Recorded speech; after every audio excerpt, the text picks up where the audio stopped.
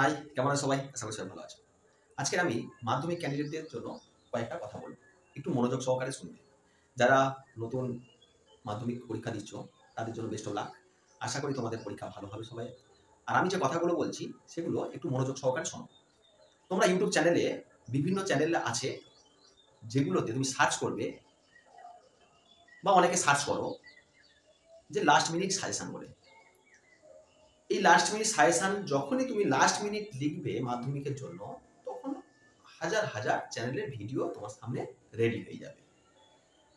অনেকে সেই ফাঁদে পা দিচ্ছে।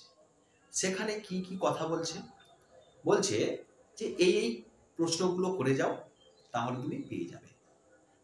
90% শিওর গ্যারান্টি দিচ্ছে। কেউ কেউ চ্যানেলে আবার 100% শিওরে গ্যারান্টি দিচ্ছে। এই কথাগুলো আমি কেন বলছি? অনেক স্টুডেন্ট আছে যারা এতদিন ধরে পড়ে এসছে, ভালো প্রিপারেশন নিয়েছে, অথচ তারা লাস্ট মিনিট সাজেশন খুঁজছে। এবং লাস্ট মিনিট সাজেশন যখনই খুঁজছে, তখন তাদের কাছে ওই যে ভিডিওগুলো চলে আসছে, তাদের সেখান থেকে যে যে প্রশ্নগুলো বলছে সেই প্রশ্নগুলো শুধু অ্যাটেন্ড করছে। বাদবাকি যে আগে থেকে যেগুলো করে রেখেছিল, সেগুলোর কথা আদতে মনেই করছে না। আমি তোমাদেরকে একটা সাজেশন দিচ্ছি যে লাস্ট মিনিট ভিডিও বলে কিছু হয় না। তোমাকে যারা যারা যেসব ভিডিওগুলো প্রোভাইড করছে, তারা শুধু কেবলমাত্র ভিউজ কামানোর জন্য, চ্যানেলকে গ্রো করার জন্য এই সব কথাবার্তা বলে তোমাদের মনকে জিতে নেওয়ার চেষ্টা করছে। এই ফাঁদে পা না দিয়ে আমি যে কথাগুলো বলছি একটু মনোযোগ সহকারে শোনো। তোমরা বড় হয়েছো, তোমরা নিজের বুদ্ধি বিবেচনা করে বুঝতে পারবে যে কি হচ্ছে আমাদের সঙ্গে। তো দেখো, তোমরা যারা দেখছো ভিডিওটা আমার, তারা অবশ্যই সার্চ করেছো যে লাস্ট মিনিট সাজেশন। আমিও থাম্বনেলে দিয়েছি লাস্ট মিনিট সাজেশন। দিতে বাধ্য হয়েছি কেন? যে এত লাস্ট মিনিট সাজেশনের ভিডিও, সেখানে যদি অন্য নামে কেউ ক্লিক করে, তাহলে কিন্তু আমার ভিডিও সে পাবে না। সেই জন্য আমি থাম্বনেলে লাস্ট মিনিট সাজেশন বলে দিতে বাধ্য হয়েছি। যারা লাস্ট মিনিট সাজেশন খুঁজছো, তারা একটু ভেবে দেখো, তুমি সারা বছর যে যে পড়াশোনাগুলো করেছো, সেই পড়াশোনা কি তোমার জন্য পাস করা বা একটু ভালো বেটার রেজাল্ট করার জন্য পসিবল নয়? হ্যাঁ, অবশ্যই পসিবল। কিন্তু লাস্ট মিনিট সাজেশনের চক্করে পড়ে কি হচ্ছে ব্যাপারটা, যে আমরা লাস্ট মিনিট সাজেশন দেখবো, এই ব্যাপারগুলো পড়বো, বাদ বাকিগুলো আমরা এতদিন ধরে যা যা পড়েছি সব ভুলে যাব।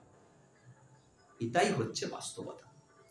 তোমরা এই লাস্ট মিনিট চক্করে না পড়ে, আমি বলছি এতদিন ধরে যা কিছু পড়েছো, সে বিজ্ঞানের বিষয় হতে পারে, ইতিহাস, ভূগোল, বাংলা, ইংরাজি, যা কিছু পড়েছো, শুধু সেটুকুনি মনোযোগ সহকারে একটু পড়ে যাও। এক্সট্রা কোনো কিছু করার দরকার নেই। যদি এক্সট্রা করতে যাও, তাহলে কিন্তু তুমি ফেঁসে যাবে। যে সমস্ত চ্যানেলগুলো বলছে যে এই কোশ্চেনগুলো তুমি পড়ে যাও, তাহলে তুমি 100% পরীক্ষায় পেয়ে যাবে, বাস্তবে সম্ভব? তাহলে তুমি এতদিন এই একটা বছর মাধ্যমিকে কি পড়েছো? আমি তোমাকে বলবো, তুমি যেটুকুনি পড়েছো, যেটুকুনি তোমার নলেজে আছে, সেটুকুনি তোমার সাজেশন। তোমাকে আমি এই মুহূর্তে বলবো না আর 2 দিন বাকি আছে পরীক্ষা, 2-4 দিন বাকি আছে, তোমাকে আমি বলবো না যে তুমি এই বিষয়গুলো পড়ো। তুমি তখন মনে করবে কি, যে আমি এতদিন তাহলে কি করলাম, এইগুলো আমি করিনি।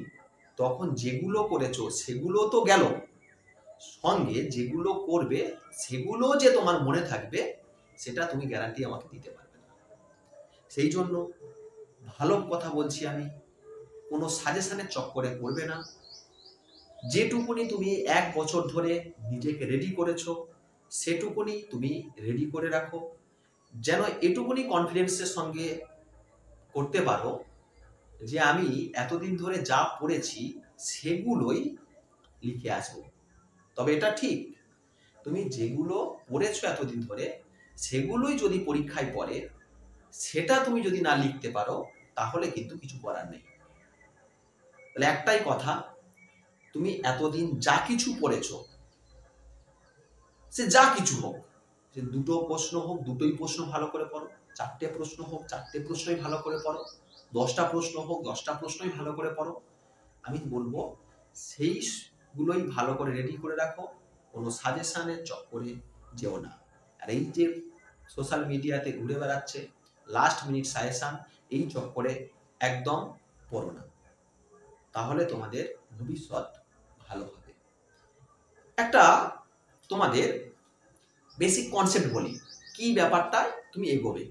ধরো আমি যেহেতু ভৌত বিজ্ঞান পড়াই ক্লাস 10কে, সেই জন্য ভৌত বিজ্ঞানের রেসপেক্টে আমি তোমাদেরকে বলছি, ভৌত বিজ্ঞানে 1 নম্বরের প্রশ্ন কিন্তু অনেক আসে, এমসিকিউ আসে 15 নম্বরের, এসএকিউ আসে 21 নম্বরের।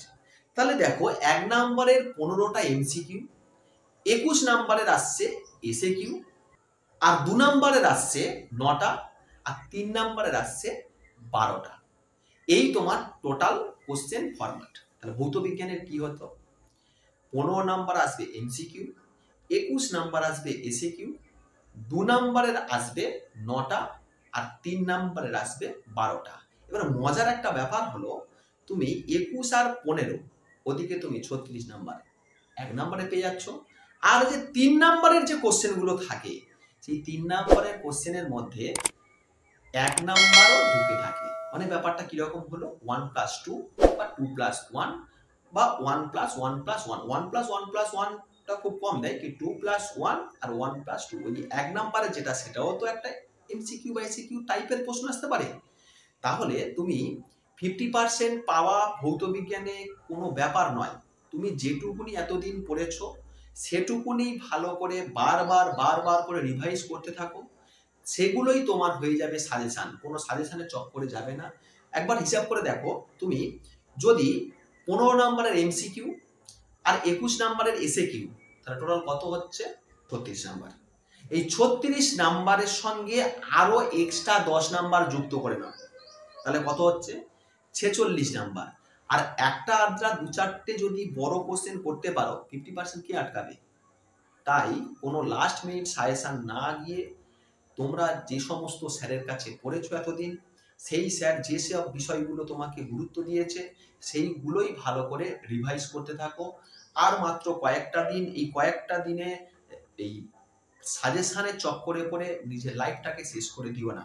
এইটুকুনি বলে আজকের আমি ভিডিও শেষ করব।